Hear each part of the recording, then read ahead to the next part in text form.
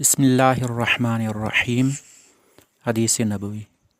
हज़रत अबू मसऊद अंसारी रज़ियल्लाहु अन्हु बयान करते हैं, एक आदमी नबी सल्लल्लाहु अलैहि वसल्लम की खिदमत में हाज़िर हुआ तो उसने अर्ज़ किया, मेरी सवारी हलाक हो गई है, आप मुझे सवारी इनायत फरमा दें।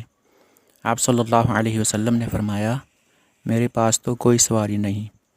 एक आदमी ने अर्ज़ किया, अल्लाह के रसूल, मैं इसे ऐसे आदमी के मुतालिक बताता हूँ जो इसे सवारी दे देगा।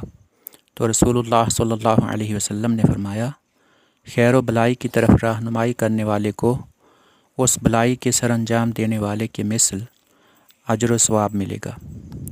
इस हदीस पाक में खैर व भलाई की तरफ रहनुमाई करने की अहमियत और इसका अजर व सवाब बताया गया है।